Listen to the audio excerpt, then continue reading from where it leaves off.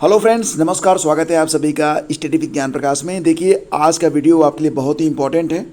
जो भी प्रश्न आज के वीडियो में आपको मिलेंगे ये विगत में हुई कुछ परीक्षाओं से लिए गए हैं, जैसे कि आर ओ की परीक्षा, बीपीएससी की परीक्षा, एमपी पीसीएस और यूके पीएससी से। तो सभी प्रश्न आपके लिए बहुत जरूरी हैं और देखिए कि कितने प्रश्नों के उत्तर आप यहाँ पर लिख सकते हैं। कल वीडियो के अंत में मैंने आपसे पूछा था कि कौन से दो देशों को मैकमोहन रेखा विभक्त करती है, तो इसका आंसर था भारत और चीन। बहुत कम लोग आंसर दिए, लेकिन जितने भी लोगों ने लिखा आंसर बहुत सही लिखा। और देखो, उत्तर जरूर लिखा करो। आज का प्रश्न जो आपको मिलेगा वीडियो के अंत में, तो उसको भी आप लोग आंसर जरूर करना। पहला क्वेश्चन है, यूपी में राज्य उच्च शिक्षा परिषद कब स्थापित की गई थी? अच्छा प्रश्न है और इसका आंसर आपको बताना है। तो दोस्तों, उत्तर प्रदेश में राज्य शिक्षा परिषद की स्थापना कब हुई? 1995 में। मतलब इसका जो आंसर है वो ऑप्शन बी है, 1995 में। देखो, राज्य उच्च शिक्षा परिषद की स्थापना भारतीय संविधान के अनुच्छेद 200 के तहत 1995 में की गई। इसे Uttar Pradesh state council for higher education act 1995 द्वारा लागू किया गया था। अगला क्वेश्चन है, निम्नलिखित युग्मों में कौन सही सुमेलित नहीं है? तो देखो, यहाँ पर इसका फुल फॉर्म आप थोड़ा सा समझ लेना। IIVR मतलब Indian institute of vegetable research. इसका मुख्यालय मिलेगा आपको कहाँ पर? वाराणसी में। तो ये सही सुमेलित नहीं है, यही आपका उत्तर हो गया। लेकिन बाकी भी समझ लेते हैं क्योंकि सभी जरूरी हैं। IIPR इसका फुल फॉर्म होता है Indian institute of pulse research. दाल अनुसंधान केंद्र है ये कानपुर में है, सही है।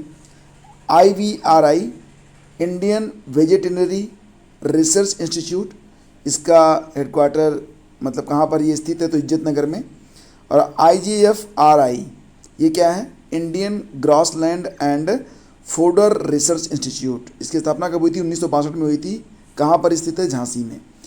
तो सब सही है और इसका उत्तर आपका बनेगा ऑप्शन ए। अगला क्वेश्चन देखिए, निम्नलिखित युग्मों में कौन सही सुमेलित नहीं है? गोटे का कार्य लखनऊ और वाराणसी में ही होता है। पीतल की मूर्तियाँ कहाँ बनती हैं? क्या मथुरा में बनती हैं? बताओ। ताले अलीगढ़ में बनते हैं। बेंत और छड़ियों का काम वाराणसी में होता है, सही है। पीतल की मूर्तियाँ मथुरा में न बनकर कहाँ पर बनती हैं? बताओ। ये बनती हैं मुरादाबाद में, ठीक है। तो इस प्रकार से लगातार टेस्ट आप लोग लगाते रहो और जो भी प्रश्न आपके लिए आते हैं 20-25 प्रश्नों का जो ये टेस्ट मैं आप लोगों के लिए लेकर आता हूँ, इसको लगाते रहिए। इससे आपका जो रिवीजन भी होता रहेगा और आपकी तैयारी भी अच्छे तरीके से होती रहेगी। तो इसको हल्के में मत लीजिए, ये प्रश्न बहुत ही गंभीर हैं। अगला क्वेश्चन है, उत्तर प्रदेश में बुक्सा जनजाति कहाँ रहती है? बताओ। बुक्सा जनजाति उत्तर प्रदेश में रहती है बिजनौर में। ऑप्शन ए करेक्ट है। सभी जनजातियों के बारे में एक कंप्लीट लिस्ट आपके पास होनी चाहिए। इस पर एक वीडियो मैं शीघ्र उपलब्ध करा दूंगा। तो बुक्सा या भोक्सा दोनों एक ही जनजाति का नाम है। यह उत्तर प्रदेश के बिजनौर जिले में छोटी छोटी ग्रामीण बस्तियों में निवास करते हैं। बुक्सा लोग प्रमुख रूप से हिंदी भाषा बोलते हैं और इनमें जो लोग लिखना पढ़ना जानते हैं वे देवनागरी लिपि का इस्तेमाल करते हैं। वैसे तो जब लिखना पढ़ना जानते हैं तो कुछ भी लिख पढ़ सकते हैं, अंग्रेजी हिंदी में कोई फ़र्क नहीं। तो बस इतना याद रखो कि बुक्सा या भोक्सा नामक जो जनजाति होती है ये बिजनौर में पाई जाती है। काफ़ी कल्चर्ड जनजाति है। उत्तर प्रदेश में कितने मुख्य कृषि जलवायु क्षेत्र हैं? अगर आपने गेस कर लिया 9 तो गलत हो जाएगा। सही जवाब है 3। ऑप्शन बी करेक्ट है इसका। व्याख्या देख लेते हैं। उत्तर प्रदेश राज्य 3 कृषि जलवायु क्षेत्रों के अंतर्गत आता है। कृषि जलवायु क्षेत्र 4, इसमें मध्य गंगा का मैदानी क्षेत्र आता है। कृषि जलवायु क्षेत्र 5, ऊपरी गंगा का मैदानी क्षेत्र आता है इसमें। और कृषि जलवायु क्षेत्र 8, केंद्रीय पठार और पहाड़ी क्षेत्र इसमें आते हैं। तो इस प्रकार से याद रखना कि उत्तर प्रदेश राज्य 3 कृषि जलवायु क्षेत्रों के अंतर्गत आता है। 9 मत लिख देना। अगला क्वेश्चन है, कार्यकारी न्यायाधीशों की नियुक्ति की जाती है कहाँ पर? उच्चतम न्यायालय में, जिला न्यायालय में, ये होता है हाई कोर्ट में। यानी कि ऑप्शन सी सही है इसका, ठीक है। निम्नलिखित में कौन भारतीय संविधान के अनुसार सही सुमेलित नहीं है? पंचायतों का उल्लेख भाग 9 में किया गया था, लेखपाल भर्ती में आपने खूब रटा होगा। नगर पालिकाएँ नेक्स्ट में आती हैं, भाग 9 क में नगर पालिका का उल्लेख मिलेगा। सहकारी समितियाँ मिलती हैं भाग 9 ख में। तो पंचायत, नगर पालिका, और सहकारी समिति सब मिलता है आपको 9 में, 9 9 का 9 का। लेकिन अधिकरण ये मिलेगा आपको कहाँ पर, भाग 10 में तो नहीं मिलेगा, कहाँ पर मिलेगा, फिलहाल यही हमारा उत्तर भी है, ऑप्शन डी। तो देखो अधिकरण को क्या कहते हैं, अधिकरण या ट्रिब्यूनल एक क्वासी जुडिशियल इंस्टीट्यूशन है, यानी कि अर्ध न्यायिक संस्था, जिसे प्रशासनिक या कर संबंधी विवादों को हल करने के लिए स्थापित किया जाता है। यह विवादों के अधिनिर्णयन, संघर्षरत पक्षों के बीच अधिकारों के निर्धारण, प्रशासनिक निर्णयन, किसी विद्यमान प्रशासनिक निर्णय की समीक्षा जैसे विभिन्न कार्यों का निष्पादन करती है। अधिकरण संबंधी प्रावधान मूल संविधान में नहीं थे। इन्हें भारतीय संविधान में 42वें संविधान संशोधन 1976 द्वारा डाला गया था। अनुच्छेद 323A यह प्रशासनिक अधिकरणों से संबंधित है और अनुच्छेद 323B अन्य मामलों के लिए ये संबंधित है, ये भी याद रखना। भारतीय राष्ट्रीय कैलेंडर का पहला महीना कौन सा होता है, तो हिंदी कैलेंडर का जो पहला महीना होता है वो चैत्र होता है, फाल्गुन के बाद आता है। फाल्गुन अंतिम महीना है, चैत्र पहला महीना है। तो 12 महीनों के नाम याद हैं आपको क्या? अच्छा कमेंट करके बताओ, देखना चाहता हूँ कि कितने लोग जानते हैं। वैसे तो अभी जनवरी फरवरी बोलूँ तो सभी लोग लिख देंगे, लेकिन हिंदी महीनों का नाम कितने लोग जानते हैं, सही सही लिखना। चलो आगे बढ़ते हैं।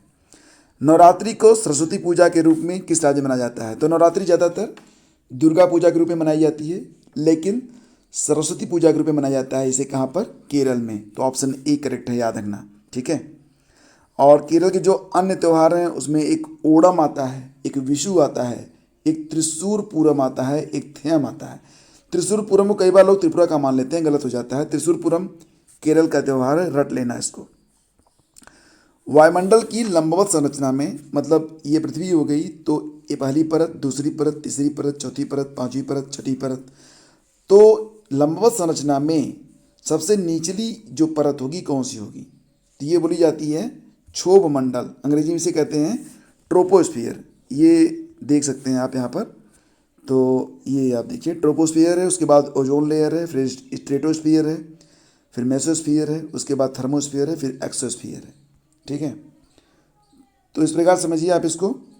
वायुमंडल का विस्तार लगभग 10,000 किलोमीटर की ऊंचाई तक मिलता है, लेकिन वायुमंडल का 1990 मतलब कि 99% भाग सिर्फ 32 किलोमीटर की ऊंचाई तक सीमित है। वायुमंडल को 5 विभिन्न स्तरों में बांटकर देखा गया है, तो ये आप यहाँ पर देख सकते हैं।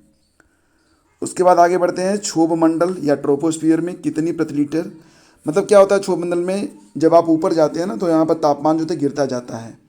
तो जब आप 165 मीटर की ऊंचाई तय कर लेते हैं तो 1 डिग्री सेंटीग्रेड तापमान फॉल हो जाता है। तो ये याद रखना, ऑप्शन सी इसका बिल्कुल करेक्ट है। अच्छा वायुमंडल की सबसे जो निचला संस्तर है भूमध्य रेखा पर 18 किलोमीटर है, ध्रुवों पर 8 किलोमीटर की ऊंचाई पर है, ये भी याद रखना आप। अगला क्वेश्चन देखिए, किस स्राव में एंजाइम नहीं होता है, मतलब कौन सा स्राव ऐसा है जिसमें एंजाइम नहीं होता है? तो देखो तो फ्रेंड्स, यहाँ पर जो एंजाइम होता है वो बाइल में नहीं होता है। बाइल का मतलब यहाँ पर हो जाएगा आपका पित्त, ठीक है। और पित्त कहाँ से स्रावित होता है? पित्त एक तरल पदार्थ है जो यकृत द्वारा बनाया और छोड़ा जाता है और पित्ताशय की थैली में जमा होता है। पित्त पाचन में, डाइजेशन में मदद करता है। यह वसा को फैटी एसिड में तोड़ता है, जिसके द्वारा पाचन तंत्र द्वारा शरीर में इसे ले जाया जाता है। तो ये इंपॉर्टेंट है। स्तनधारियों का सबसे महत्वपूर्ण लक्षण क्या है? तंतुपट। देखो तंतुपट को अंग्रेजी में क्या कहेंगे? डायफ्राम। 4 कोष्ठी हृदय, दंत विन्यास, अत्यधिक विकसित मस्तिष्क। बहुत सारे लोग यहीं पर टिक कर देंगे, ये गलत हो जाएगा। सही जवाब है तंतुपट यानी कि डायफ्राम। तो डायफ्राम कहाँ पर है? ये देख सकते हैं आप, लंग्स हो गया, लंग्स के नीचे ये वाला जो पोर्शन है ये डायफ्राम है। तो यही जो है मुख्य पहचान है स्तनधारियों की, ये याद रखना। फेफड़ों के नीचे स्थित डायफ्राम प्रमुख है। श्वसन की मांसपेशी होती है और ये गुंबद के आकार की मांसपेशी है जो जब आप सांस लेते हैं तो फैल जाती है, छोड़ते हैं तो सिकुड़ जाती है। सर्वाधिक ऊंचा वृक्ष कौन सा है? सबसे ऊंचा वृक्ष आपका यूकलिप्टस मत मान लेना, देवदार भी नहीं है, चीड़ भी नहीं है, यह सिकोया होता है।